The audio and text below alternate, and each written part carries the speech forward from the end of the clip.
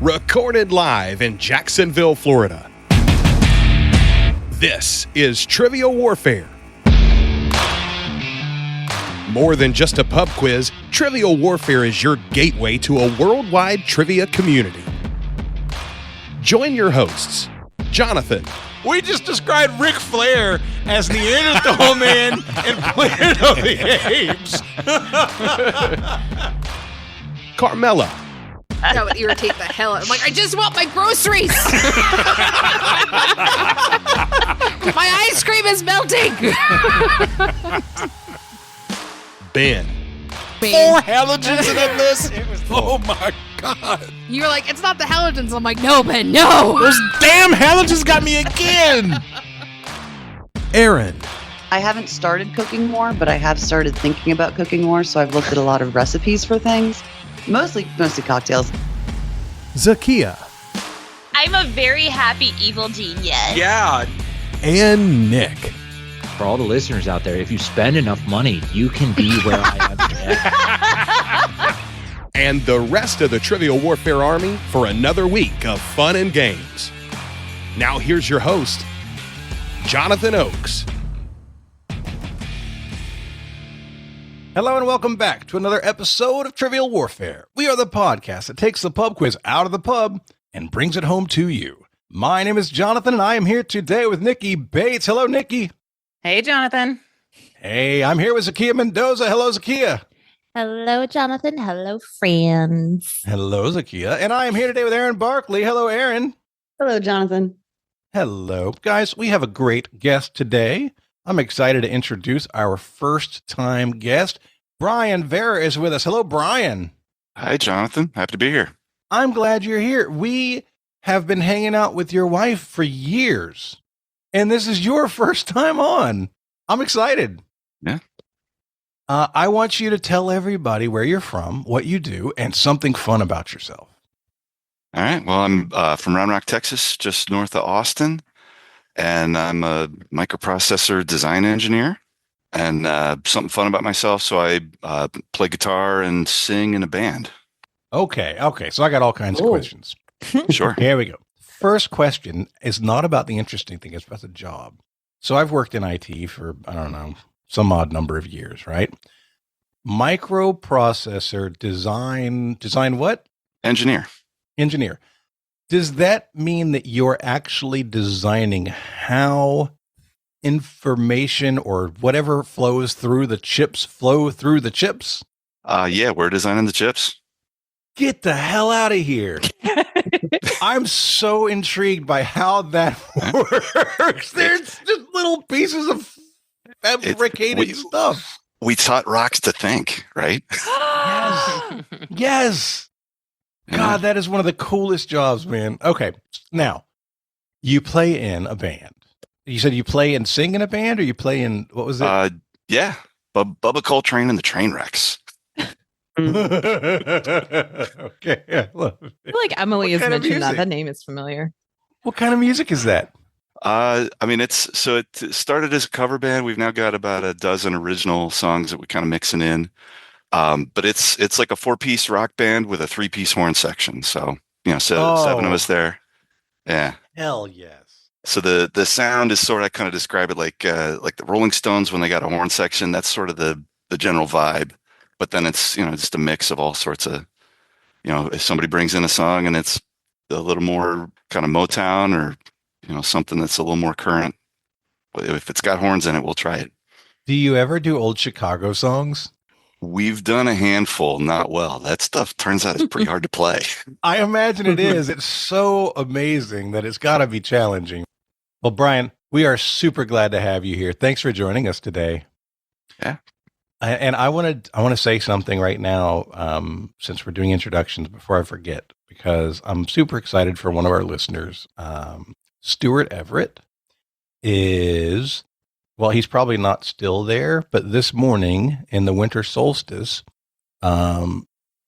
Stuart got to be inside of the ring at Stonehenge because he's been doing the different things that you have to follow in order to I don't know how much I should air here, but let's just say he's been doing some stuff with religious practices that grant certain groups of people access to be there at Stonehenge during the solstice. And this isn't Stonehenge like 200 yards away, like you'll go if you go visit, literally in the ring among the stones. It is one of the coolest things. So I want to shout out Stuart and say we love you, and we're so happy for you to get that experience. He is the most interesting person. Just side quests forever. It's amazing. Side quests do. All right, guys. We're going to get started this game right now with Warm It Up, Chris. It's time to warm it up on Trivial Warfare today. And there's only one person who can warm it up for the TWA, and that's Chris. And sometimes Jonathan. This morning's Warm It Up Chris comes to us from Brian McClure, whose name I have always known. He reached out to me with this a couple weeks ago. It is a U.S. geography question. This is one of those questions that you guys are going to be like, well, I don't know about you guys because y'all are dorks, but a lot of people are like, oh man, I should totally know this. And you may not. There are 13 U.S. states that border 6 or more other U.S. states, which means we're choosing from the contiguous 48 only. Name them. That's it. And we are going to start with Brian. Oof. That's hard. Okay. We're looking for 6 or more. I'm gonna. How about Utah? Utah borders 6 other states. Nikki. Ohio. Ohio does not appear to be on the list. Okay, I guess world capitals is my thing. I'm gonna double. Ohio borders 5. So swing and a miss. Zahkia. This state's really long and skinny, so I'm hoping it's borders a lot. I'm gonna say Tennessee. Tennessee is one of 2 states that borders 8. Hey, Nice. Jonathan. And I only knew one answer for sure, and nobody took it. I believe the one that borders the most states is Kentucky. Kentucky borders 7 states. It is not border the most. I was wrong, but I'm still it's right. Okay. You got the answer correct and the details wrong. Brian, we're back to you. I'm gonna check Colorado. Colorado borders 7. Nice. Nikki. The great state of Nebraska, please. The great state. Wow, autofill is being rude. Nebraska, borders 6. Zahkia. This is a risk. Pennsylvania? Yeah, Pennsylvania is also on the list, bordering 6 states. Jonathan. Illinois. Yeah, Illinois. Nice. Borders 6. Brian, back to you. Massachusetts. Massachusetts, not on the list. That was a solid guess, though. Got those 2 tucked in the bottom there. Those itty bitty states up there, yeah. Alas, Zahkia. Nope, Nikki. I don't know. I'm not great at this. How about Missouri? Missouri is the other one that borders 8. Yay, Zahkia. I think this one's risky because I think all the states that border it are pretty long, but Wyoming is on the list. Hey! It is last on the list because of how the alphabet works. Jonathan. I'm going to try Arkansas. Arkansas is up there. Yeah. All right. We got 4 people and 5 more. So we'll go around one more time. Brian. Have we said New York yet? We did not say New York, and that is there. Nice job. Nikki. Man. I'm trying to think of stuff that's like in the middle, but I should probably be going toward the itty bitties. How about Virginia? I don't know. Maybe, not that it's an itty bitty, maybe stay away from the itty bitties. It is not Virginia. Sorry. Zahkia. See, I was going to be tricky and ask, do water borders count? Because I was going to say Michigan, and then I counted, even with water borders, I don't think that's enough. We don't support waterboarding either. What about, this is not good. I'm going to guess South Dakota. South Dakota's on there. Yay. Nice. Is it really? And it is. I have a I map. gotta look at that one. I wonder what that seems like. So North Dakota, Minnesota, Nebraska, Nebraska. Mm-hmm. Wyoming, Illinois, probably. Montana. Mm-hmm. Yeah. Okay. We're getting there. All right, cool. Yeah. Correct. All right, Jonathan, bring us home. I'm gonna try Idaho. Idaho is on there. Good Nice. work. I got the the states that everybody forgetted. Arkansas and Idaho. All right, that's it. The one the chat got that you guys didn't was Oklahoma. Really? Oh.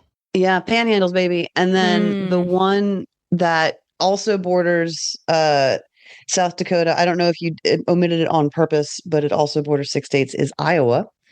I wrote Iowa down. No, I've omitted them on purpose. They know why. Fair enough. Yeah, those were the two you missed. So that was Warm It Up, Chris. All right. Great job, everybody. Yay! Today's episode is going to be number 564. Wow. That means we are on the main feed. So, hello, everybody. Thank you for joining us. We are glad you are here. I want you to know that you can get more Trivial Warfare. We have a lot more for you that you can't get anywhere else. You just have to go to trivialwarfarearmy.com, sign up as a sergeant or higher, and you'll get access to our backlog of over 400 archived episodes. That's a lot. I used to say 250, and then I counted them, and it was more. So 250? Yeah, 250. No, it's 400. I can't make that sound cool. Sorry.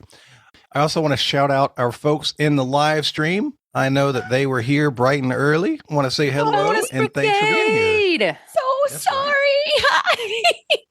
Zahkia made them wait for like 30 minutes this morning. That's just added value. They're currently discussing whether or not Iowa is real. So they're having a fever dream in the chat. They're having fun. Like one consonant and it's a W. Can you trust that? Today's game, guys. Erin is hosting, and the teams are going to be Nikki and Zahkia versus Brian and Jonathan. It's boys versus girls, unexpectedly. Zahkia jumped in this week. Nick was going to be here, and then we realized we can't have Nick do 2 recordings in a row. That's too much Nick in one day. And so Zahkia volunteered and jumped in. So it's Zahkia and Nikki versus Brian and Jonathan, and it's time to play the game. Players. Oh, yeah. Y'all know what time it is. This is Mr. Literature himself, cordially inviting you to the game.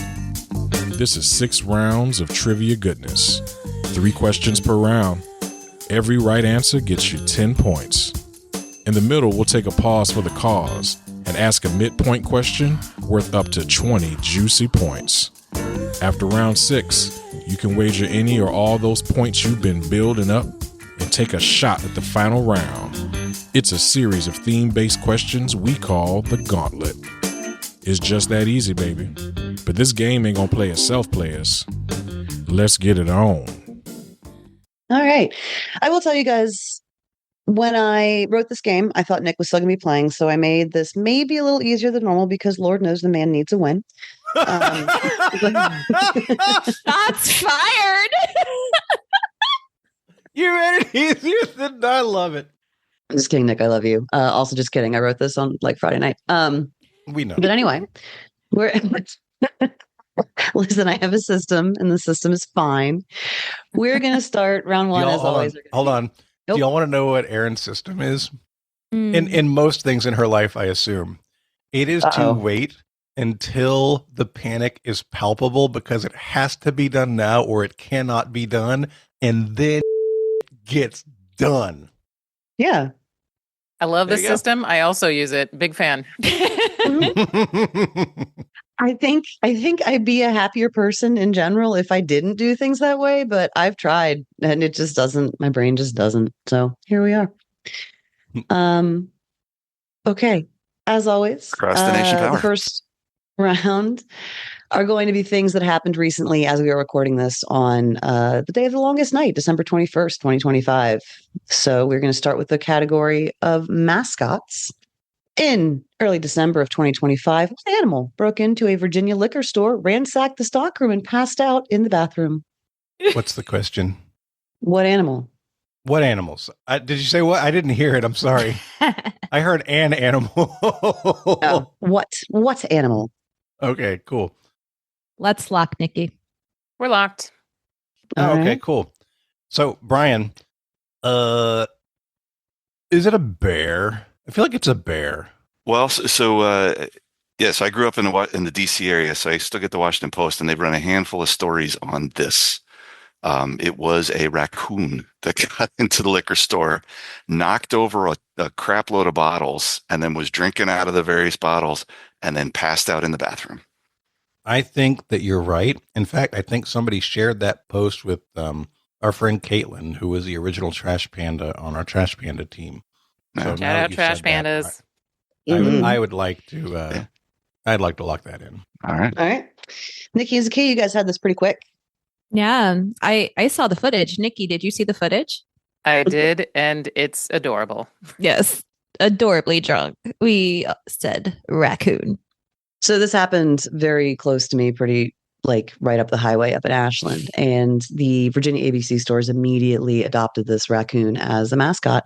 If you go into an ABC store, I don't know if it's all over the state. I assume it is. ABC store, the state store, the liquor store, whatever. There's a poster with a raccoon, like all the raccoons' different recommendations for the Christmas holiday. I love it. They've really leaned in. That raccoon paired with the Lowe's cat that went missing in North Carolina earlier this year. Like Richmond has had a whole bunch of fantastic animal mascots to distract us from the horrors, and it's been going well. So that's points all around. Yay! Woo. Yay! Good start. Uh-huh. All right. Round one, question two category is sports. Sports. Although technically a part of the Netherlands, what country became the smallest locality by population and area to qualify for the World Cup in November of 2025? Known for its colorful architecture and lovely beaches, there's no word on how many blue motorcycles there actually are on the island. Okay, we're gonna lock in. Okay. Holla at your girl. Go ahead and talk it out. Okay.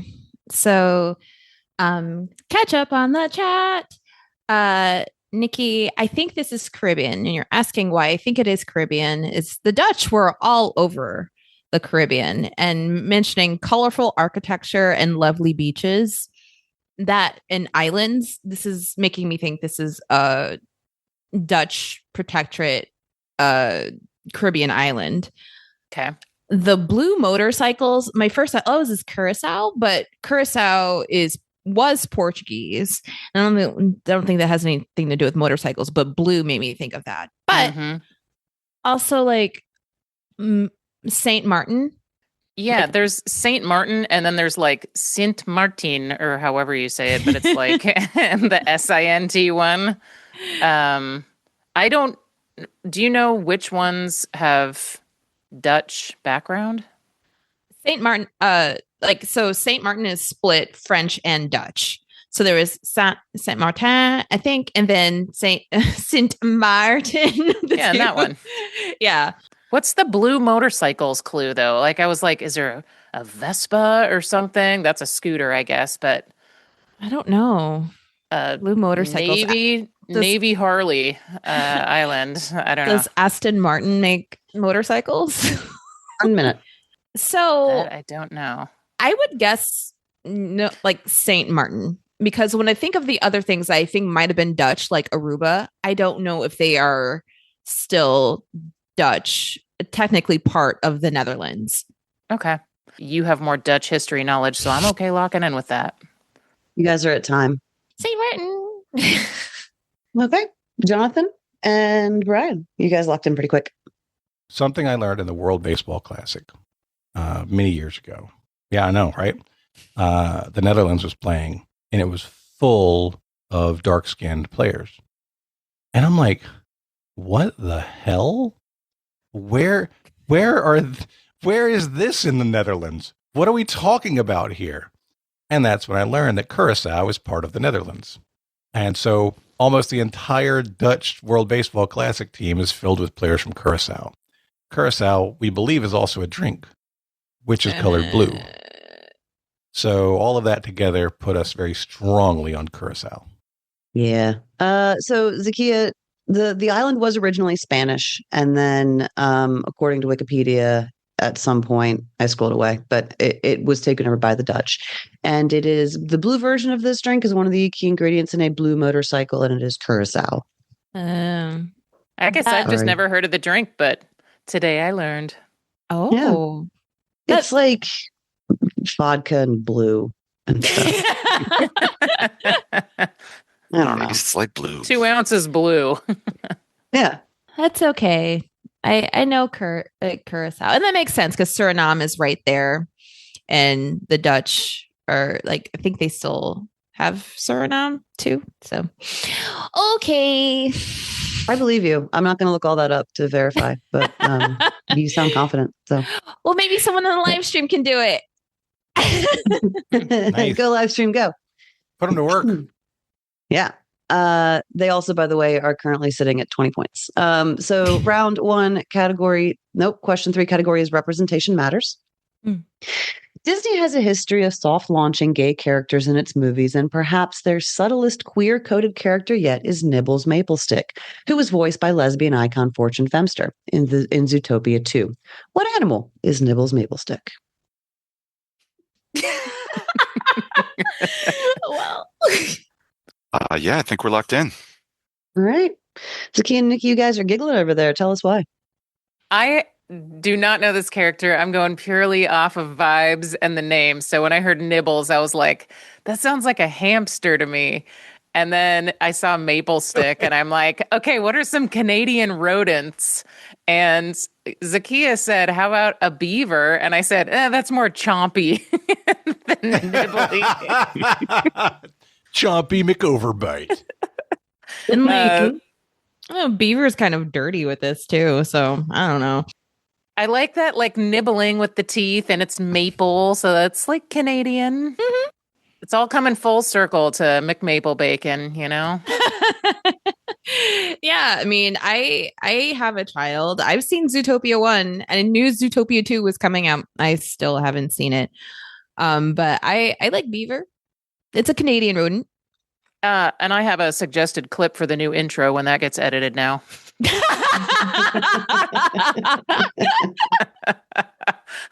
Yeah, let's go with it. Great. Okay. Brian and Jonathan? Pretty similar. I'm sort of immediately said, Maple Stick says Canada to me. And I feel like I've heard the phrase, it's the land of the moose and the beaver, which kind of narrowed it down pretty much. And moose, of course, are known for their chewing prowess. So biting people's sisters, that is a problem with mooses. Moose bites are pretty nasty. Yeah. We also said beaver. Okay. I feel like you guys kind of missed what was a pretty heavy. I thought it was a pretty heavy-handed hint. She's queer-coded. She is voiced by a lesbian icon, Fortune Femster, and Nibbles Maplestick is in fact a beaver. Yeah. Now that you say that, there's a lot of beaver context in there. Mm-hmm. Yeah, it's all right there. Mm-hmm. Wasn't going there, Erin. Wasn't going there. Yeah, but I mean, it's right there. It's right there. That's right amazing. There. Oh my gosh. So before we give our scores, you used one of the team names, but we haven't told people what our team names are. So Nikki and Zahkia, what is y'all's team name? Well, I did some holiday baking, so ours is Holla at Your Girls. And Brian, you and I were discussing it, and we were both music fans, and we're both getting older. What did we come up with? I believe it was Counting Crow's Feet. We are the Counting Crow's Feet. It's going to show up at a before and after round. Hey, nice. We gave Erin a question. Yeah, thank you. Okay. After the first round, Counting Crow's Feet have 30. Holla at Your Girls have 20. That's okay. We're going to move on to round 2. Question 1. Category is products. I said this to the gang in the chat. I'll say it to the stream and live stream as well. I am bad at coming up with category names. Mine are all very banal. So sorry, I keep forgetting Sherlocking is a thing. I'll try to do better next time. Anyone want a Sherlock on a product? Yeah. Honestly, our best chances to Sherlock might have been in the first round since it was going to be current events. Yeah. Oh, well. Too bad. Number 1. Alfred Hitchcock used Hershey's syrup as blood in the shower scene in Psycho due to its viscosity and not due to Hershey's earlier foray into what product? Hershey sold this product on the Atlantic City Boardwalk between 1938 and 1952. We're locked. All right. Brian, Jonathan, talk it out. Oh, well, I said perhaps something red. Brian said, yeah, maybe something red or definitely red. And now I'm like taffy, ice cream. I mean, strawberry quick. What are we talking about here? Oh, strawberry quick. I mean, Atlantic City Boardwalk says saltwater taffy to me. So it says taffy to me too, especially in that era. Yeah, I mean, it's like old timey boardwalk treats. What do you got? I mean, ice cream legit too. Mm-hmm. Knives.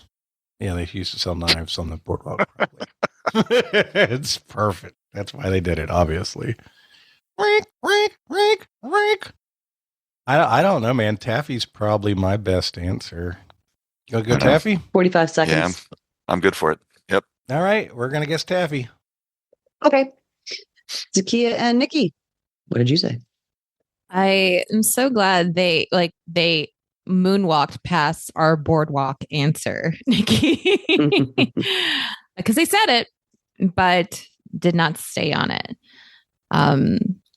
I was thinking of, things that they sell, not just at the Atlantic City Boardwalk, but boardwalks in general, which are hot dogs. So ketchup is red. And we went with ketchup. I mean, Seems like fake blood. As we joked about it, I said, like ketchup, hot dogs. And I said, no, you don't put ketchup on hot dogs. What am I talking about? I'm a ketchup disliker, but I can't deny that people do put ketchup on hot dogs. Yeah. Sure. All right, Erin, tell us how dumb. Do they also put ketchup on ladies in showers? Did they? Depends on their kink, Some people. guess. Yeah. 10 points to Orange Cat.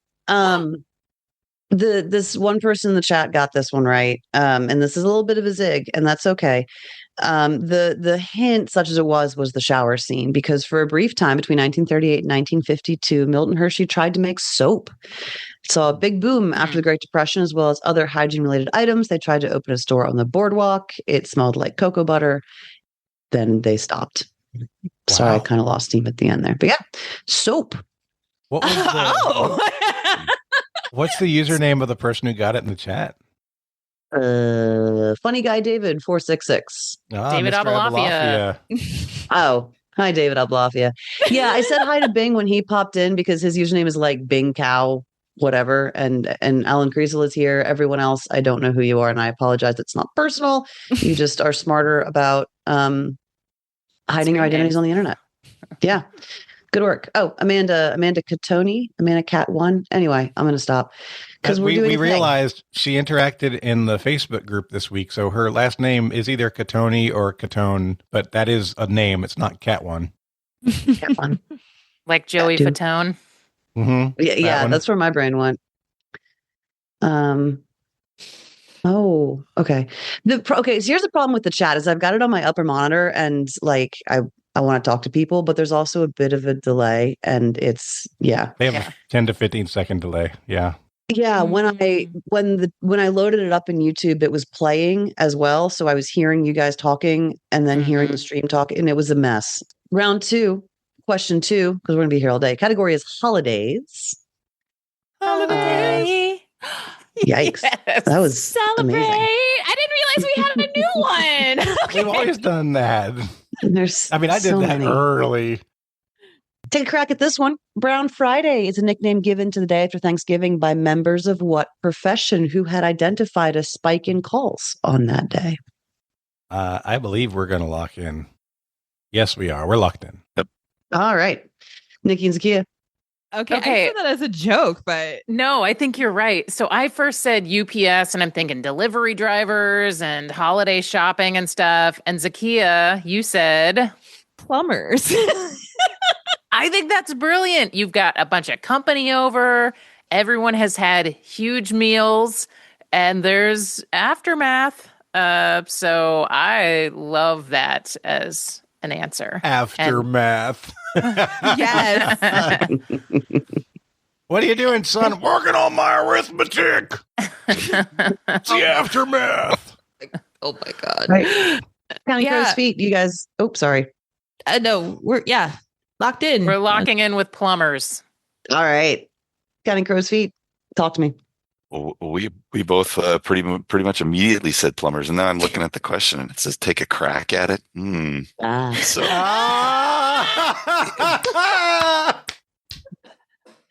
yeah, we said plumbing. And that, as was also identified by everybody in the chat, basically immediately is your correct answer. I learned that the day of Thanksgiving, and I was like, that's fun. Amazing. Okay. Moving swiftly along. Round 2, question 3 category is media history. I'm telling you, my categories are terrible. The glory days of the American music industry may have begun in 1984 when the United States pressed their first CD. What album with an appropriate title was the first one printed here? We are locked. Okay. 1984, I remember, is known for, like, there was only 5 albums all year that were number 1 on the Billboard charts. It was the smallest number ever. And it's like Sports by Huey Lewis and Thriller and Purple Rain, and Madonna had one, and I can't remember the other one, right? None of those feel like they're the right answer. Oh, there's a clue in the question. The glory days of American music. It's going to be Bruce Springsteen, Born to Run. Born to Run's is the album name, right? It's also a song, but it's the album? Born to Run. Well, Born in the USA? It's Born in the USA feels a little more, right? I was trying to figure out, like, what's an appropriate title? And it's the first pressing in the US, so Born in the USA. Yeah, if that's the album title, then that's the answer because of Glory Days. It's the one with the red hat and tucked into his jeans. Is it Born to Run or Born in the USA? He had both songs. Yeah. I think it's Born in the USA. I mean, yeah, based on the appropriate title, I think that I'd lean that way. All right, let's do that. We're going to say Born in the USA. And I did not have that until we started talking. Good. Nikki and Zahkia, I think your souls left your body. Tell us how that made you feel. I think Zahkia and I both wanted to say, ah! Yes, actually, it's funny because my parents, I remember, owned this on vinyl, not CD, but it is as Jonathan described. We went with Born in the USA because I think that would be an appropriate title for the first CD, Born in the United States. So we went with that. And it's a good thing you did. And it's also a really good thing Jonathan pulled himself out of that tailspin, because you would have been upset with yourself, sir, if you had answered Born to Run, because your answer is Born in the USA. Appropriate title. I was also leaning towards Invisible Touch by Genesis, which is what like an had an invisible touch pressing the music into the CD, which would be appropriate. Okay. That's a reach. You're a reach. It is. It's very poetic. Yeah. Okay. After round Sorry, 2. Erin, go ahead. You're fine. After round 2, Counting Crow's Feet 50, Holla at Your Girls 40, still anybody's game. As we move into round 3, question 1, category is literature. Literature. A narrator named Billy slips back and forth in time, a dissociation caused by his presence at the Allied firebombing of Dresden as a prisoner of war. True. He and his fellow prisoners were held at a certain facility which gives its name to the novel. What is that facility called? Brian, I am 100% confident. It looks like you are as well. I'm not 100%, but that was where I was. All right, we're locked in. Nikki and Zahkia, talk to us. Okay, Nikki, let's talk about my Achilles heels. One of which is literature. But, okay, hints in here. slips back and forth in time. Dresden as a prisoner of war, and the title of a novel is a facility. Could this be like a concentration camp or something? Or could it be a famous building? I'm running through like specific places, like, like the Eiffel Tower or something, opposed to like a grocery store. Like I'm thinking of like specific places, but that might not be right. It might just be like at a jail or something. Yeah. Yeah. I am not pulling anything here, and I am disturbed about how fast they got it. But I remember Jonathan's a history guy and he knows the wars. My wife's also a college English professor. Yes. Shout out to Sarah. Name Billy. A certain facility makes me think this is going to be a specific one. And we're in Germany, right? Dresden is in Germany. And Billy seems like that's a very American name. So American POW in Germany. I'm stuck on concentration camps, but it might not be that. It might be like Hitler's bunker or something. So 1 minute. The thing about concentration camps is like I can't think of ones that are actually in Germany, because I think of Auschwitz and Dachau. Prisoners held at a facility. Is there a famous jail or prison? Are we stuck on concentration camps and we need to get away from that and go toward a more... Yeah, there's probably a name of a facility, like a not a concentration camp, but like a POW prison. I need an answer. Sorry, guys. Do you want to just say concentration camp? Sure. Okay. We are locking in with concentration camp. Yes, Penguin Classics concentration camp. All right. I thought it was a Harlequin romance. Excuse me, sir? Yikes. Love in time of war. Jonathan and Brian, answer please. Yeah, so I had toots and meow meows on this. I've never read the story, but Sarah and I have talked about it, and for me, it's a Pavlov. If it's a literature question about the firebombing of Dresden, the answer is Slaughterhouse-5. Yeah, I have tried to read this book and I can't. I keep getting distracted. I should try again, but I didn't know that was the genesis of the name. It was the fifth in a row of Slaughterhouses. It is Slaughterhouse 5. Yay, points. Yeah. Okay. And I've heard Sarah of it. and I have absolutely talked about that. I didn't know what it was about until we were talking about Vonnegut, and we talked about that, and it's like, oh, yeah, there it is. Boom, always. Now I'm embarrassed not to have read that. I was going to ask if that was Kurt Vonnegut, because I feel like I get him mixed up with someone else all the time, or I get Slaughterhouse-5 mixed up. What's the rabbit one? Rabbit Run? Watership Down. Waterhouse Down? Watership Down. Watership Down. Why did I say Waterhouse? They're basically the same book. No. Waterhouse Down was the plumber question. That was a couple of questions ago. Ew. Yikes. Okay. Okay. That's a firebombing of sorts. Oh, no. Okay. God. Round 3, question 2. Round 3, question 2. Category is surprises. Category surprises. Yeah. The 1980 historical drama The Elephant Man was directed by David Lynch, and one of the producers of the movie was what other titan of the film industry? You may not know that he was involved because he was intentionally uncredited to avoid confusing audiences about the film's tone. 30 seconds. We're going to lock in. Yeah, we're going to basically give you our answer because I think we're going Jim Henson. So we were talking, I was thinking that this is probably going to be someone who has a affinity for effects, right? The Elephant Man. So first thought was George Lucas, like hot off of Star Wars. He would be known for that kind of thing. James Cameron popped into my head, but I don't think he became a thing until was it the Abyss or whatever the movie came out in late 80s. But Jim Henson, I mentioned it to Nikki, but I'm like, I wouldn't necessarily think of him as film, but Nikki came back with. I said Labyrinth, The Dark Crystal, Follow That Bird. Anyone remember that one? The Muppet movie, The Muppets Take Manhattan, The Great Muppet Caper. So, and I feel like The Elephant Man, that is definitely something that if you saw Jim Henson's name attached to it, you would think it was a different movie about like Snuffleupagus or something. So, yeah, it's a bigger tone shift.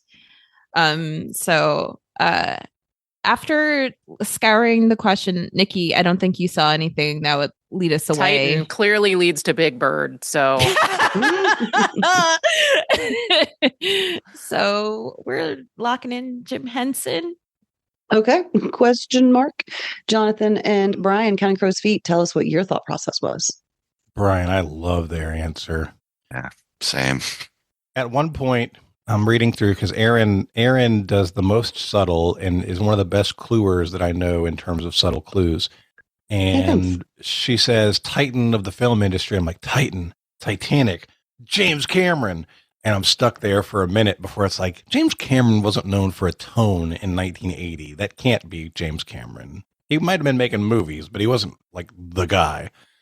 And I didn't think of Jim Henson, but for the reasons you said, that's wonderful. If that's right, then kudos to you.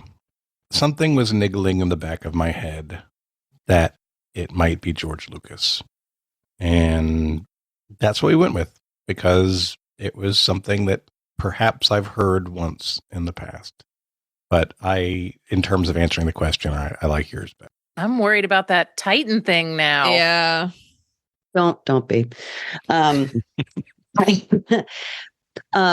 you, Jonathan. I enjoy the craft of question writing, but sometimes I kind of get forced for the treasy. I was so focused on the other hint in the clue that I completely missed the fact that Titan was really not a great word because it points away from the correct answer. And it was very, very difficult for me to find a way to connect the fact that he was a producer with his other well-known movie, The Producers, without being super obvious. And apparently I missed the boat. Your answer here is Mel Brooks. Whoa. Oh. One of the producers. Yeah. Oh my God. It's not That's actually a hint. It's just a fact. Yeah. I mean, yeah, very, very different film. And like, Blazing Saddles is a little bit obvious, and History of the World Part 1. That was the only movie of his that I could make fit, and I didn't do a great job. So anyway, 10 points to Orange Cat and also David Avalafia for that one. Round 3. Question 3, category is fun facts. The error sound for what tech company is titled Sosumi, S-O-S-U-M-I? In 1978, a court ordered that the tech company was not allowed to produce music in order to prevent confusion with an existing music production company. We are locked. All right. Okay. Brian, so recapping where we're at, you've suggested Apple. You know that Apple... You said Apple Records did the Beatles, but you're saying Apple Records. Apple Records is a music production company that I've never heard of that produced Beatle records. Is that what you're saying? Absolutely. Yes, exactly. I didn't comprehend that. Oh yeah. You get like some of the CDs, they've got like the Apple where it's like the inside of the Apple and the outside and the 2-disc things. Yeah. Okay. Now that I understand that piece of your logic, I'm much more on board with going with you now. Okay, yeah, I'm pretty sure there were lawsuits where, Apple Records was telling Apple Computer Company, you guys can't do anything with music because our names are way too similar. And this would have been around the time Apple Computer was starting. I was saying to Brian, this is too soon for Apple. 1978, they're just being invented. They definitely weren't trying to produce music. Also, Apple doesn't confuse with an existing production company. All of which apparently are wrong statements that I use to push him off of what might be his right answer. So, Brian, I am happy to go with you. All right. Well, I'm feeling pretty confident, so let's do it. We're going to say Apple. Holla at your girls. Talk to me. We have been reminiscing about our old Macintosh computers and McWrite, McPaint. Remember playing Zork on that thing? But Yeah, Zahkia immediately said Apple, and I went down the same road you guys did and said, "Oh, that makes sense with like the Beatles and Apple music." So we also locked in with Apple. Erin, before you give the answer, is Sosumi like a little like a little chord? Because like I am thinking of all the error sounds, and there is one that I didn't like the Sosumi, and I used an eep instead because I helped my dad set up the Macintoshes when I was a young child. So I think Sasumi is like the. So the lawsuit, if you're a dork like me, it's actually kind of interesting. It's a trademark thing. It's a question of like, hey, we've got similar names and people might be confused. And trademark is about consumer protection and indication of source. And it will be confusing to people if a tech company has the same name as the record label for the Beatles, because that was back when people presumably knew what record companies produced what bands. So Apple Music sued Apple Computers and said, you can't use the name. And Apple was like, but we want to. So they settled out of court for, I believe, an undisclosed at the time amount. I think it was recently disclosed, but it was so long ago, the number doesn't even mean anything. Like it was a lot of money back then. And part of the settlement agreement was you are never allowed to make anything that sounds like music. So the error sound, that little like boink that we all know and love from using Apple computers in school when we were kids, is technically a taunt to the lawyers. So sue me. Like, I made music. What are you going to do about it? And that is the story behind the Apple computer error noise. That was back when devices were allowed to make sounds. Okay. That's your answer. Yay. After 3 rounds, Cutting Crow's Feet has 70. Holla at Your Girls has 50. And we are going to go into the midpoint. Your midpoint is called Nerd. I am going to... It's even dorkier than what we normally do here. So, as you may or may not be aware, Magic the Gathering has started doing a lot of crossovers with other existing IP because they're basically they got tired of only kind of printing money and they wanted to like really up their game. So I'm going to give you the name of 3 cards in existing crossover sets, existing or future crossover sets of Magic the Gathering, and you're going to tell me what IP they've crossed over with. Does that make sense? You're only giving 3? I'm only giving 3. How are you going to score that? No, sorry. I'm giving you 3 cards for 4 different sets. Okay. So Okay. 5 juicy points each, 3 cards, point to 1 of 4 Got it. IPs. I was told there would be no math. Number 1, Eagles of the North, East Farthing Farmer, and Ramus Ekor Ancient Shield. Number 2, Mutagen, Rat King the Chaos Bringer, Casey Jones Jury Rig Justicar. 3, The Boy in the Iceberg, The Last Agni Kai, Badger Mole. And 4, Traveling to Kobo, Gilgamesh Master at Arms, and Side Quest Catch a Fish. Erin, I will say I knew of only one of these ahead of time, and it's in the list. So I'm very happy. Thank you. Yay. And I just texted my husband my thoughts by accident. He's like, what? Erin, we're locked, and Zahkia sent you our answers. Jonathan and Brian, you've got about 45 seconds. Okay. We are going to say LOTR. We are going to say TMNT. We are going to say Do it. Come on. TLA?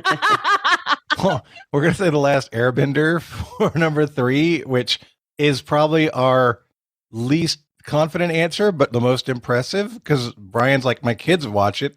There's like a buffalo with 6 legs, and I think a kid comes out of an iceberg. It's like, oh, the iceberg. Okay, let's do that. And then number 4 is definitely FF for Final Fantasy, Chocobos, and Side Quest Catching a Fish. And Gilgamesh might be a summon or something like that. So those are our answers. Okay. Ladies, what initials do you have for me? So, 1, we said LOTR or Lord of the Rings. I think the Eagles are the North of the things that bring Frodo like back from Mordor. So that would be a cool card. 2 is Teenage Mutant Ninja Turtles, TMNT. 3 is the one I knew ahead of time because I've seen ads. It's Avatar, The Last Airbender. So Atla, The Last Airbender is that terrible M. Night Shyamalan movie that's associated, but people don't like it. They also have like a nail polish thing going on. Like, so there is like glow in the dark Avatar State nail polish that I may or may not have.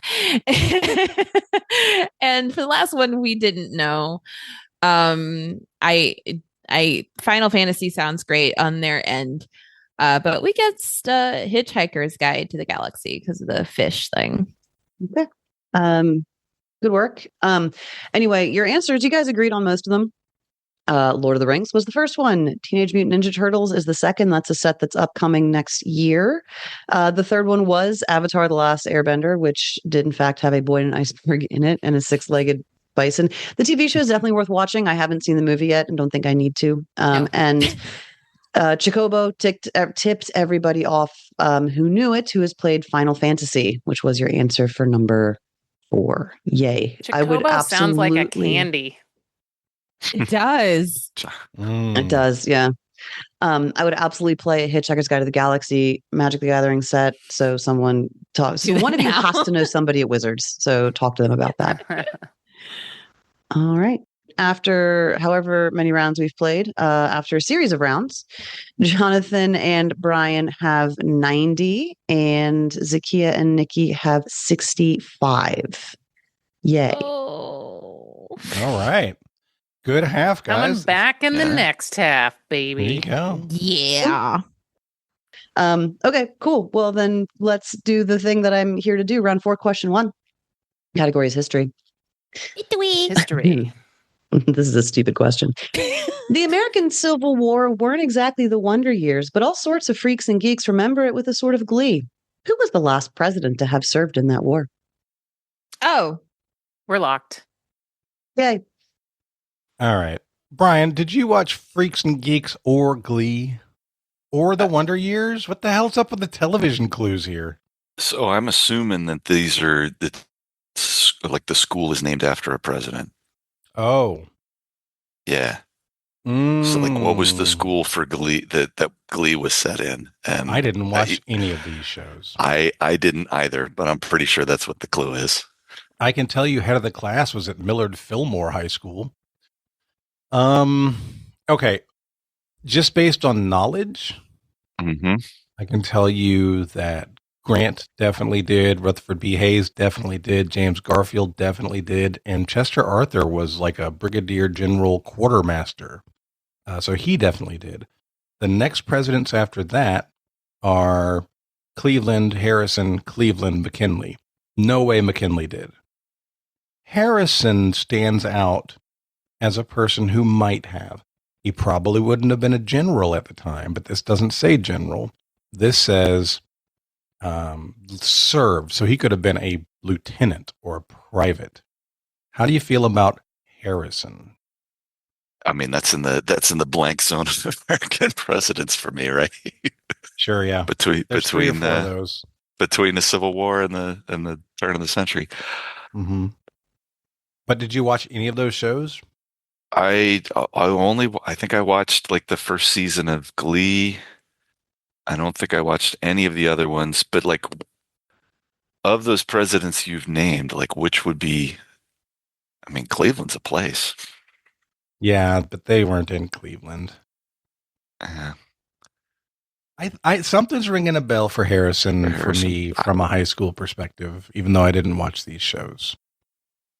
I mean, yeah, I'm happy to go with that. Well, you know what? Let's do a little bit of extra logic here, just to be safe. Harrison, he was white bearded by the time he was president, probably in his 50s or 60s, right? Let's just say he was 60. If he was 60 when he was elected in, let's see, Cleveland was 84, Harrison would have been 88. 30 Cleveland seconds. again in 92, and then McKinley in 96. So it would have been 88. If he was 60 in 88, then he would have been 40 years earlier in 48. He was definitely age appropriate to serve in the Civil War. That sounds like and that sounds like it would have been the last one is right about that age appropriate. Mhm. So sure. All right. We're going to guess Harrison. Nikki and Zahkia? Nikki, I think it might be fun to reveal art chat in reverse. So, I think you guys should know I have had a name change. I am now Beaver McKinky. Okay. Wow. Because my next Trivial Warfare intro is going to be I like Beaver, haha. And and that's because my answer autocorrected to McKinky, and I'm like, what the hell have I been typing? It auto-corrected to that? It would McKink, and so I just like that's wrong. But she wasn't typing Harrison. She wasn't typing like Benjamin Harrison and got McKinky. And it went to McKink because of McKinley. Nikki had the reasoning. The fictional schools. Glee did take place in Ohio, but it was not named Cleveland because it was in Lima, I think. But yes, to be honest, I don't know for sure that is the school in those shows. I've watched some of those shows, but I just know it's kind of a thing now that like McKinley is always the fictional school in a lot of shows. So I just went McKinley for that reason. Oh yeah. I mean, McKinley is absolutely the high school in Glee. And I think Freaks and Geeks too. But yeah. So we landed on McKinley and I got a new name out of it. Hey, Brian, Okay. you remember that part of the conversation where I said, definitely not McKinley? Mm-hmm. Good times. Good times. Chat remembers as well. Born on January 29th, 1843 in Niles, Ohio, he was a significant figure in the Civil War. He enlisted in the 23rd Ohio Volunteer Regiment, participated in the early battles, distinguished himself at the Battle of Antietam, where he was promoted to second lieutenant. By the end of the war, he held the rank of brevet major. His name was William McKinley. Ta-da. Ta-da! Good job, guys. Yep. Sorry, Brian. I led us astray there for sure. Round 4, question 3. Nope. Round 4, question 2. We'll get to round question 3 in a minute. Categories: famous dudes. Famous dudes. We're going to have to Sherlock on one of these, Zahkia, so just shout it out if you want to lock in with a famous dude. Oh. I can't. Let's. Okay.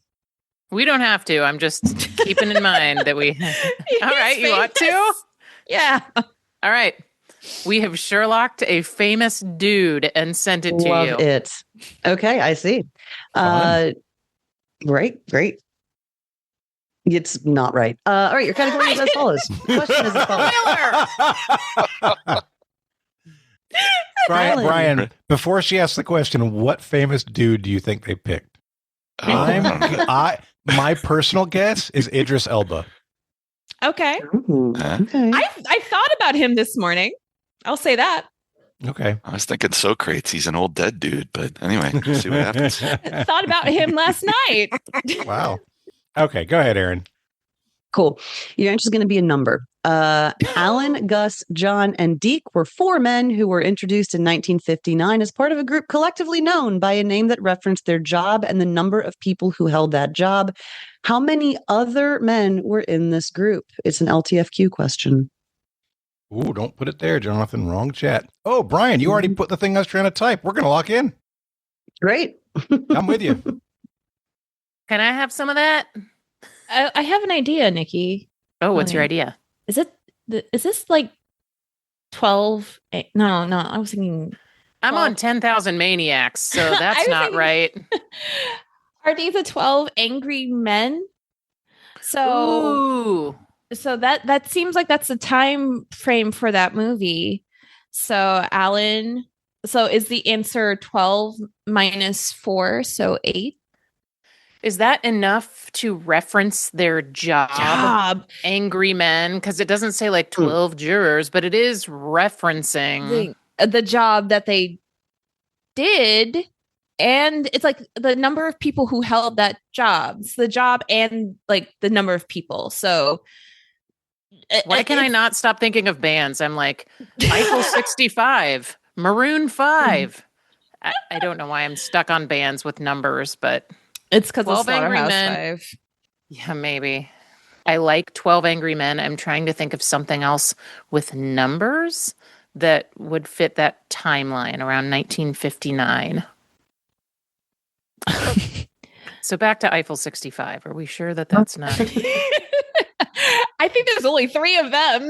How many despite the people are in the name. Blue Man group that it's a? No, it's not. Alan, Gus, John. Oh, no. Alan, Gus, John, and Deke. These are astronauts. This is astronauts. This is. Apollo 11 these are the guys that are they named? Wait a minute. That's the mission. That's Apollo. But Deke Slayton and Gus 7? Grissom and Alan Shepard and John. Okay. Johnson. That's not coming to me. John Johnson? I don't know. It was Lucky Johnson. Okay. Yeah, you're right. But they had a nickname, didn't they? Yeah. It's not the. Oh, God. What is this? It's not Magnificent 7 because that's a movie. It's got to be something like that, It's though. something like that, though. Why can't I get Magnificent? No. The Astronomical 8. I mean, I just know Gus Grissom is he died in the thing. And I need an answer. Do you want to just say Magnificent 7? So, but we have to ask how. So it's a math problem. So 3. So we'll say 3. Yeah. Okay, 3. And our Sherlock was Pedro Pascal. Yes, which was wrong. Not bad. So we are going to give an answer that changed, and it's up to Erin as to whether or not she wants to give credit or not. Either way, she is right. We immediately said, Alan, Gus, John, Deke, that's the Mercury 7. Lock in. Mercury 7. We're great.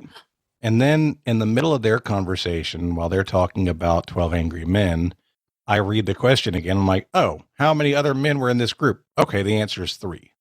And then they jumped on to astronauts after that. So we shifted in the middle of the chat. It is up to Erin if she accepts it, denies it. I agree with her either way. Yeah. And I was kind of hoping you wouldn't get there. But I did say it's an LTFQ question and you didn't LTFQ. So I'm gonna say you're stuck with your original answer of 7. I agree with you. I did enjoy Nikki's aha moment. They were the Mercury 7 were Scott Carpenter, Gordon Cooper, John Glenn, Gus Grissom, Wally Schirra, Alan Shepard, and Deke Slayton. And originally, when I asked this question, I gave the last names. I'm like, that's too easy. So I made it doubly hard. They were the Mercury 7, and 7 minus 4 is 3. So your answer was 3. Yay, we didn't know Mercury 7, but we picked the right number. Also, Nikki, you referred to John Glenn as John Johnson. You said John Johnson. I got Deke Slayton. That one didn't roll off the tongue for me. I didn't get it right away. So, I love that. Love that for him and his legacy. You didn't need last names, though.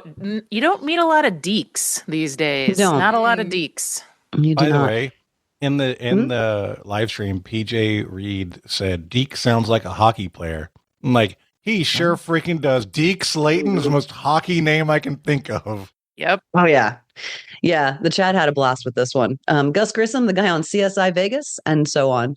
That's how I remember it. Gil Grissom, Gus Grissom. He's Gil. Not joking. Sometimes I will mix those up. Yikes. I'm sure if he were still alive, Gus Grissom would be upset. Maybe he would have been a fan. I don't know. Ed White was not one of the Mercury 7. He was one of the ones that died with Gus Grissom in Apollo 1. He was the first American to do a spacewalk, I think. That's enough space facts. Round 4, question 3 category is all in the family. Songs that make the hit parade. Those were the days. Can I go now? Can I talk now? Hey, it's up to you. Okay. In 1992, a music artist, had a child. In 1993, Weird Al parodied a song by that artist, the one that had the child. In 2011, Weird Al parodied a song by the child, making them the only parent-child duo to have Weird Al parodies. They have the same last name. What is it? Yeah, that's fair. I think we can lock in with confidence. All right. Oh, well.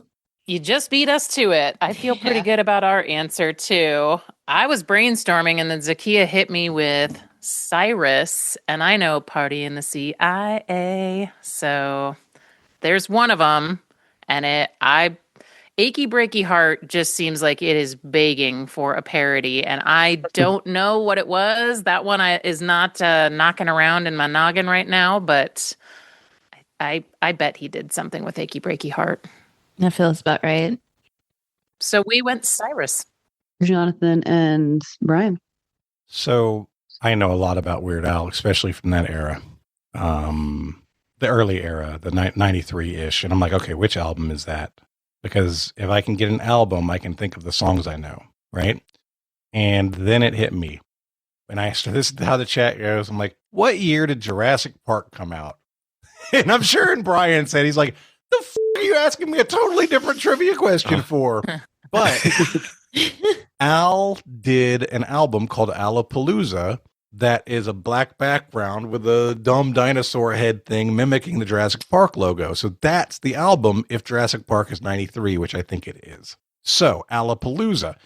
And I'm thinking through, okay, they did that. And it's like, don't play that song. That achy breaky song is on that album. And immediately Party in the CIA comes directly in line. And so we are going with Cyrus as well. And I'm glad you did, because those are the songs, Party in the CIA and Achy Breaky Song by Papa and Baby Cyrus. Good job, Zahkia. Yeah, nice job. I'm still laughing at Papa and Baby Cyrus. That's cute. After a number of rounds, 4 is the number of rounds, and the number of rounds shall be 4. Scores are Counting Crow's Feet with 100 and Holla at Your Girls with 95. Oof. There you go. Good comeback, guys. Yeah, They're they're catching awesome. I'll take it. Yeah. up. Making me noise. Round 5, question 1 category is Know Your Fruits. Chinese gooseberry, macaque peach, and vine pear were among the early English language names for what berry, which is native to eastern and central China, with descriptions dating back to the 12th century. Erin, we did have a question that was not this answer recently, but the phrase was discussed. I have a break glass question if you'd prefer. I think we all recently got this refreshed. So perhaps we break glass. Yeah. So for y'all in the stream, Chinese gooseberry is the name for kiwi. Yes. Yeah. What if Erin was like, no, it was banana? Then we would still be breaking glass, except Jonathan would look like a again. Nope, Jonathan is correct. Okay. Anyone who's experienced the post-race need to cling to a sturdy handrail understands how impressive it is to train for and run a 4-minute mile. Who was the first person to accomplish that? He did it in 1954. I have. Who am I going to argue with that? There you are. Nikki, look at the chat. We're good, I think. Oh, yeah. Thank you. That was what I was trying to Oh, so they have Meow Meow. So we're locked in. Okay. So Nikki, I was with you. Like, this is a name I've heard a million times. And I'm like, banister, and then cling to a sturdy handrail, you clever little minx. Yeah, it's banister. Okay. Counting Crow's Feet. We have Beaver McKinky and Clever Little Minx on the same episode. Same. Oh, yeah. Cool. Yeah. Roger Bannister, 1954. Very impressive. Hooray.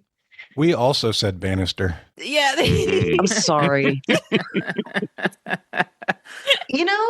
It's been a while since I've done that. He said kiwi. So. He locked in with kiwi. I'm pretty sure. Points all around. All right. Round 5, question 2 category is your health. A deficiency of what vitamin can drive decay of teeth? That helps the body draw in calcium, and dedicated digesters of this vitamin also get a dose of defense from a boosted immune system. That was an autocorrect. I was like, what is that? Not a health condition. We are locked. Oh my goodness.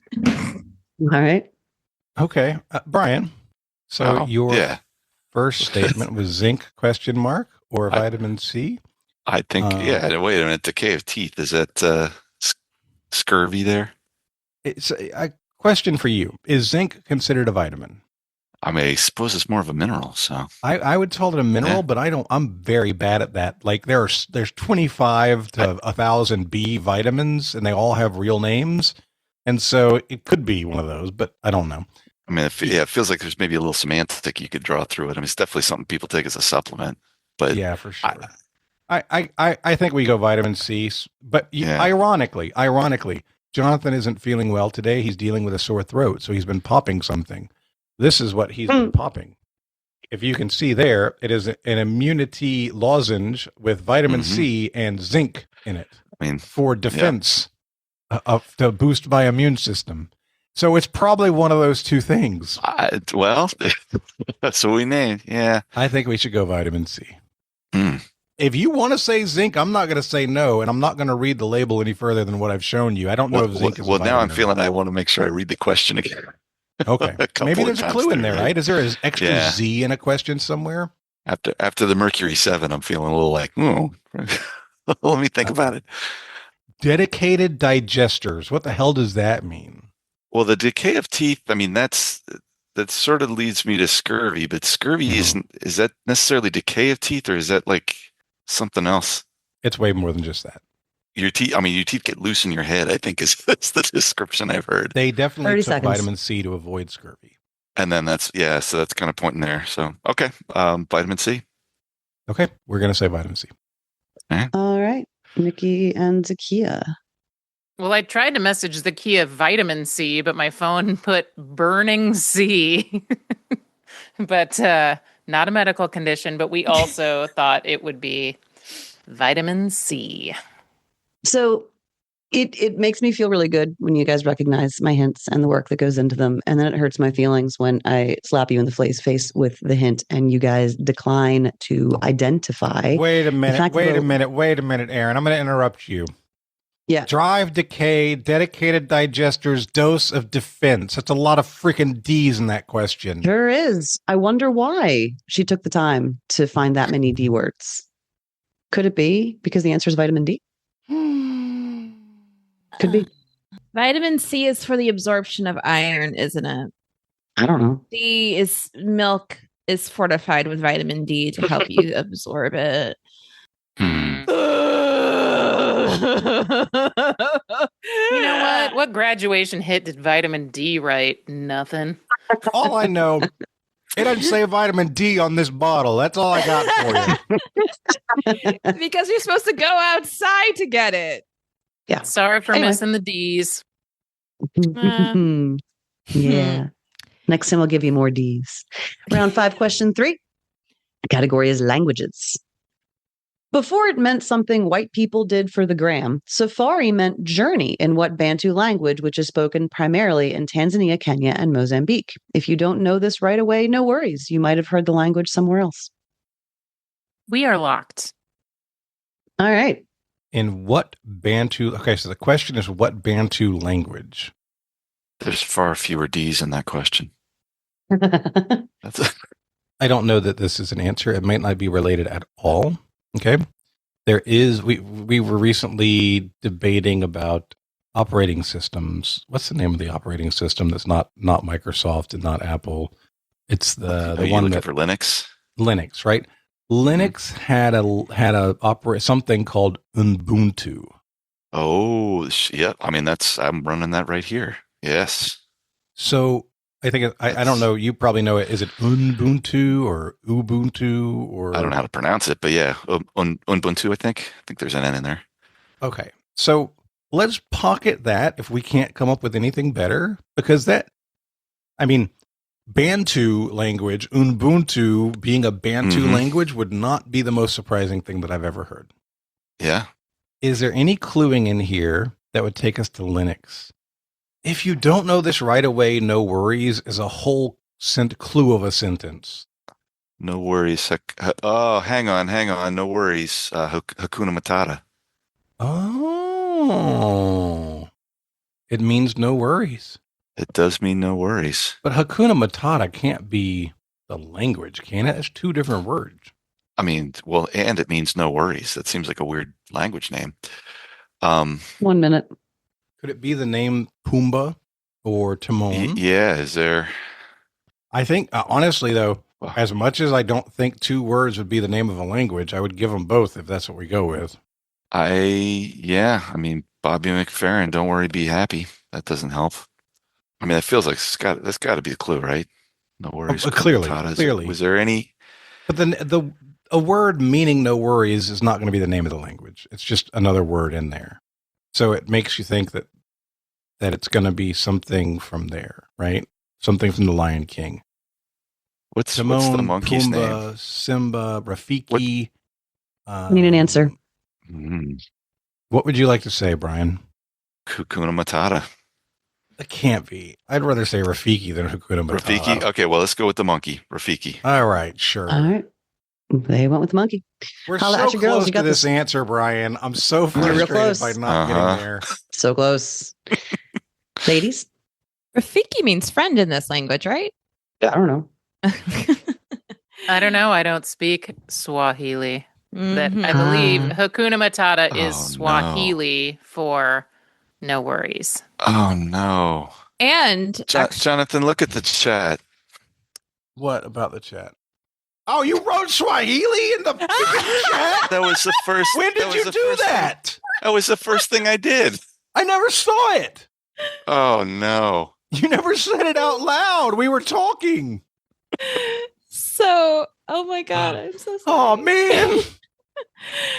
I was going to add on. I speak words in Swahili. My first name is Arabic and Swahili. Haha.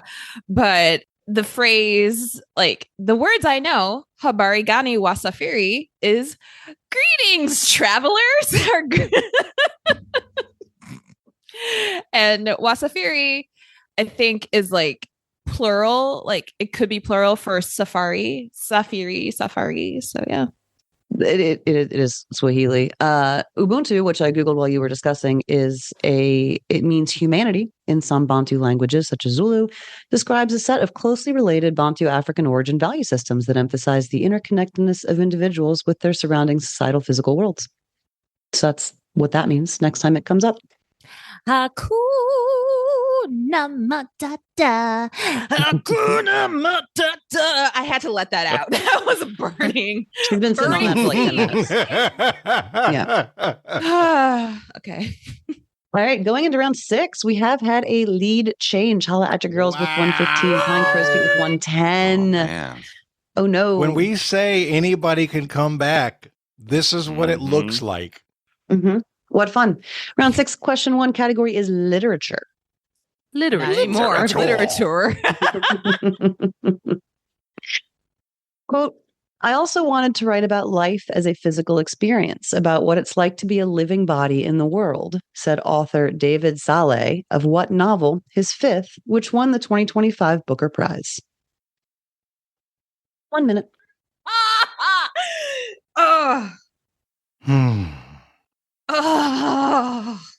I need answers. Brian, I like that last thing as a joke answer since we don't have a real one. Great. Yep. All right. We're going to lock that in. Woohoo! Zahkia, take your best guess because I don't even think I've seen it. So, I'm going to take a guess and then explain like all my problems.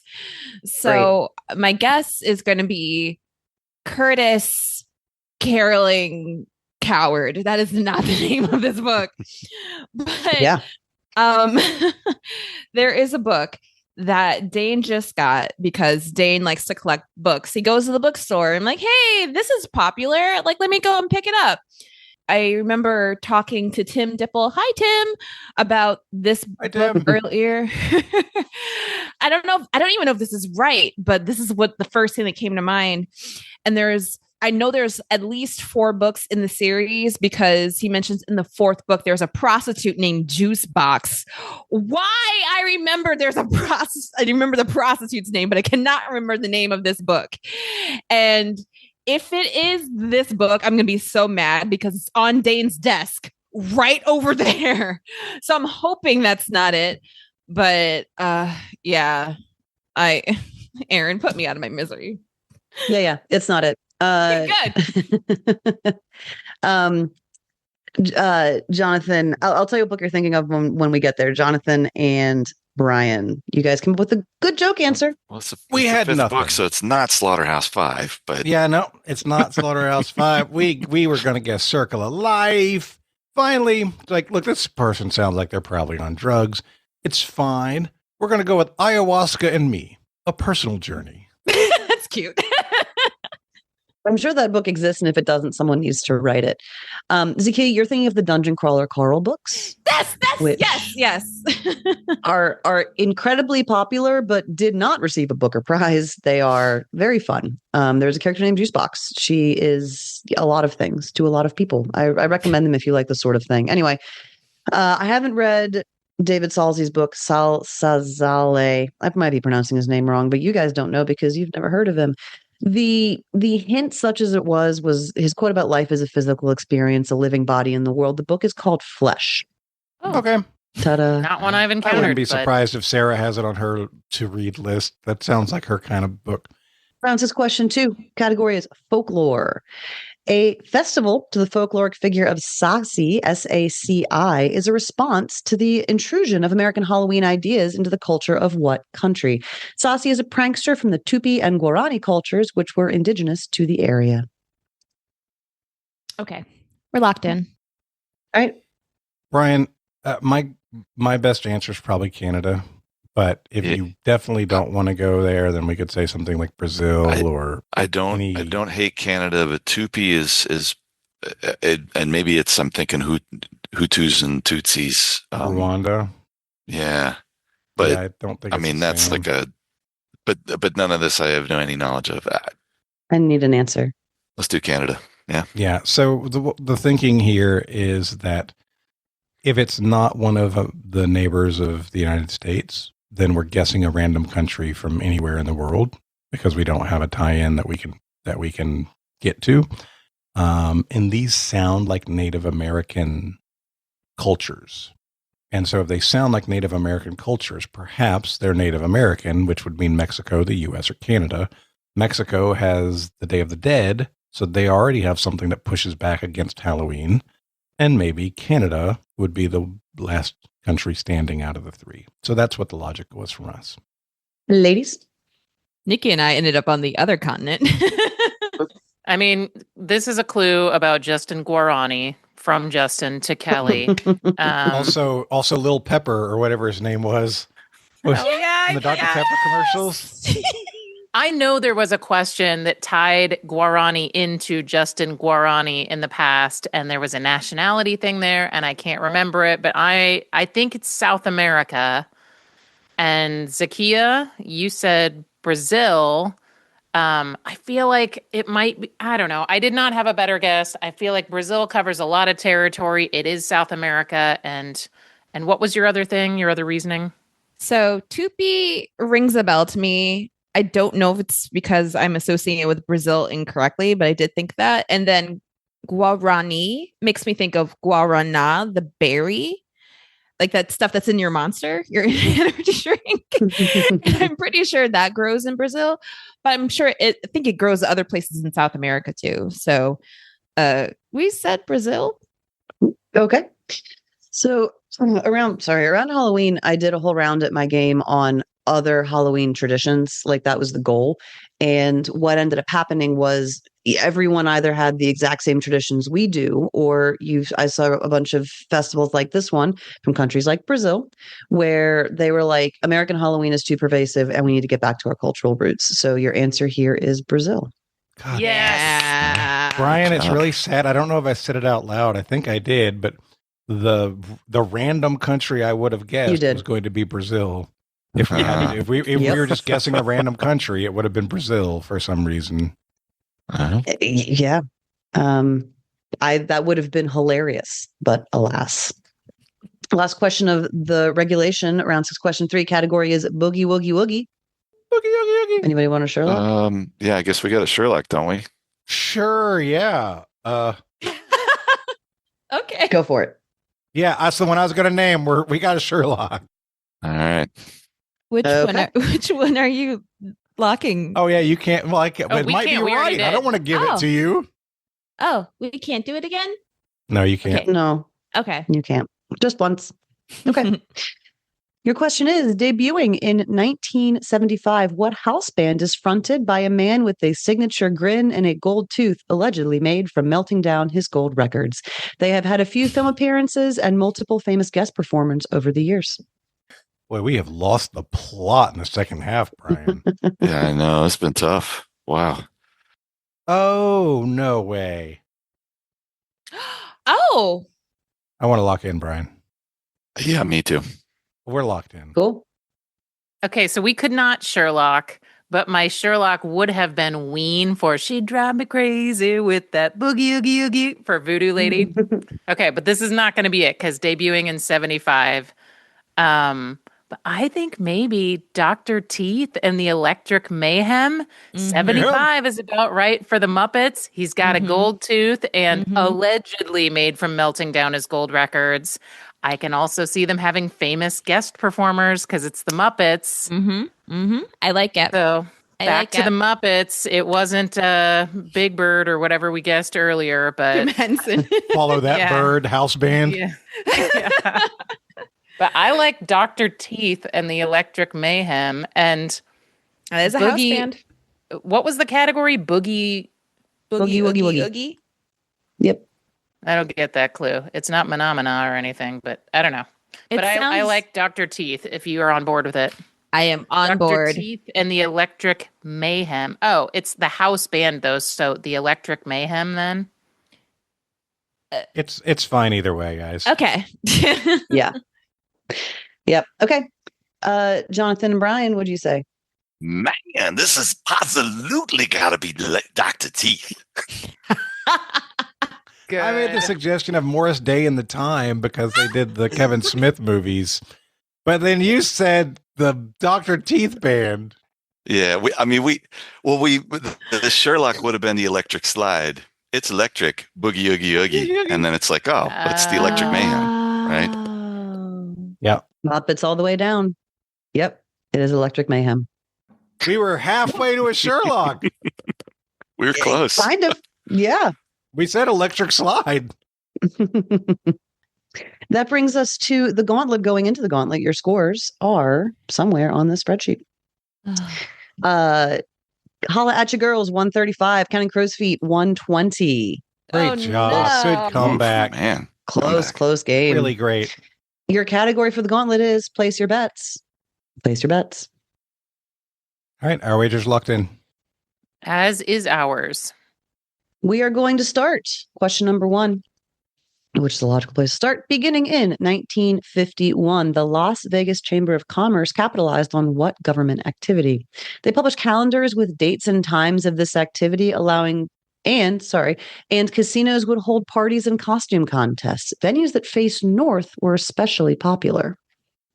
Our answer is locked in. We're going to lock in that answer. Okie dokie. Number 2. Generating about 7 times the revenue of Las Vegas, what Chinese special administrative region has the largest gambling industry in the world? Almost 80% of the region's tax revenue comes from casinos, which allows the citizens to enjoy a robust welfare system. We are locked. Okay. Our answer's locked in. Okay. And finally, other than the obvious reason that gambling is a pox on society, the roulette wheel is sometimes called the devil's wheel. For what reason? Gambling is the devil, Bobby Boucher. All right. We're going to lock in. We are also locked. Love it. Let's go back to the top. Those in the chat sound off about how much you love my question writing, so Jonathan doesn't fire me. Number 1. I love your question writing. That does not change. Thanks. Just because I don't know it doesn't mean it's not great. Bit of an unintentional buzzsaw at the end here. All right. Las Vegas Chamber of Commerce capitalized on what government activity? Let's start with holla at you girls. What did we put? Zahkia? Snow plows.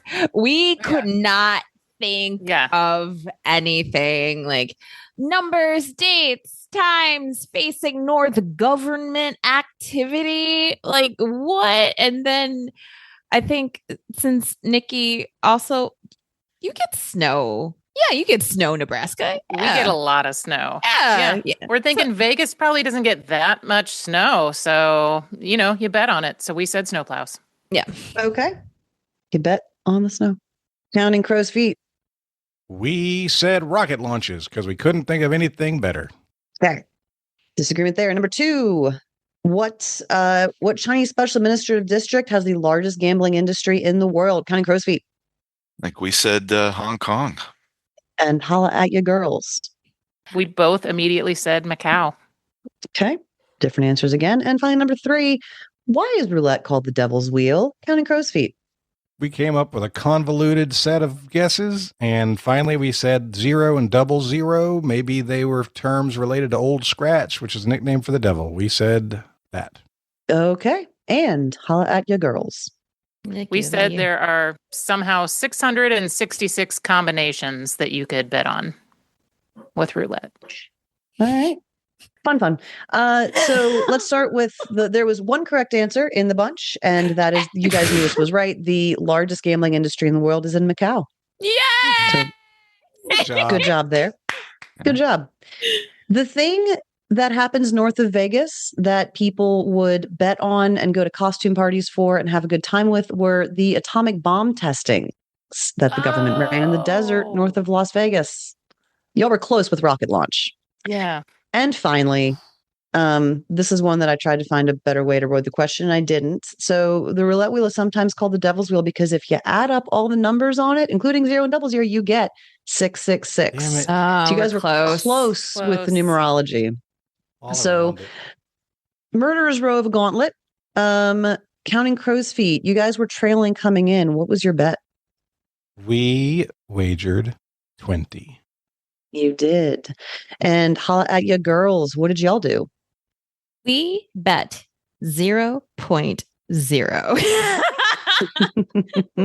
You did. You bet 0 and 00, in fact. So with a final score of 135 to 100, your winner is holla at ya girls. Great job. Good Comeback game. completed from it Nice was job, yeah. 90 to 65. Wow. Hit 'em, Brian? hit 'em. Us. I loved partnering with you, but we fell apart. That was In a the tough second second half. You guys I were do so feel much like- closer than it looked, though. And you should have really gotten some bonus points for that Dr. Teeth impression. Yeah. I've been working on it. All right. Great game. Thank you, Erin. Wonderful job writing. Brian, we like to give everybody a chance to do shout outs and promote causes that they care about. You, while not being today's winner, are today's extra special guest. So let's start and finish with you.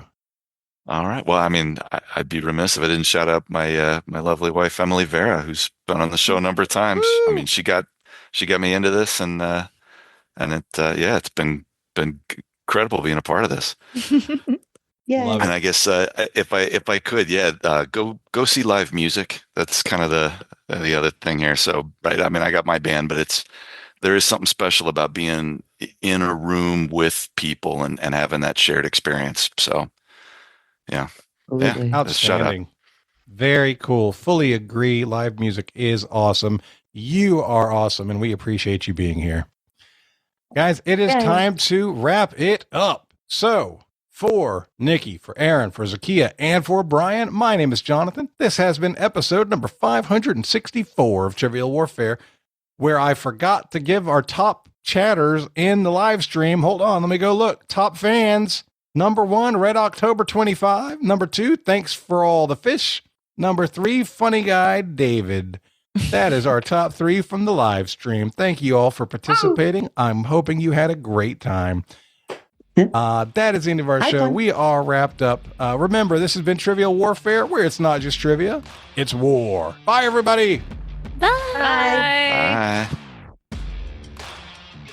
Thanks for listening to Trivial Warfare. Be sure to check out the revamped trivialwarfare.com as your one-stop shop to submit questions, join the community, and get access to over 150 archived episodes. Warm It Up was written and performed by Matthew Stevens. This episode was edited and produced by me, Joel Sharpton. For help with your podcast, visit propodcastingservices.com.